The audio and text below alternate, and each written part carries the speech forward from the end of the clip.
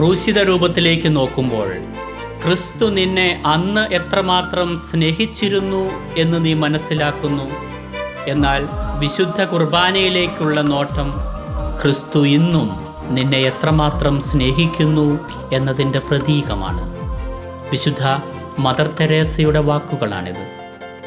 ഓരോ വിശുദ്ധ ബലിയും ഈ സ്നേഹത്തിൻ്റെ പ്രകടനവും പ്രതീകവുമാണ്. ക്രിസ്തുവിനെ കുരിശിൽ താങ്ങി നിർത്തിയത് അവൻ്റെ കൈകളിലും കാലുകളിലും തറയ്ക്കപ്പെട്ട ആണികളല്ല, മറിച്ച് എന്നോടും നിന്നോടുമുള്ള സ്നേഹമാണ് എന്ന് പറയാറുണ്ട്. ആ ക്രിസ്തു സ്നേഹമാണ് ഓരോ വിശുദ്ധ ബലിയിലും പുനരാവിഷ്കരിക്കപ്പെടുന്നത്.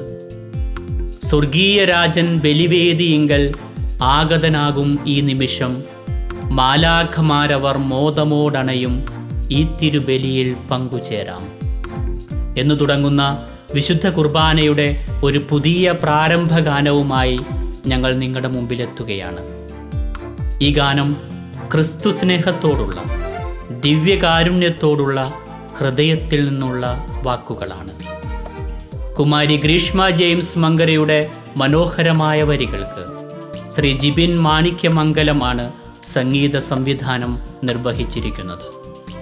ശ്രീ ജിബിൻ മാണിക്യമംഗലത്തിൻ്റെയും ബ്ലെസി ഡിനോയിയുടെയും മനോഹരമായ ആലാപന മികവിൽ പുറത്തിറങ്ങുന്ന ഈ ഗാനത്തിന് മനു എഫ്രൈം ഓർക്കസ്ട്രേഷനും BB audio lab mixing and മാസ്റ്ററിങ്ങും നിർവഹിച്ചിരിക്കുന്നു.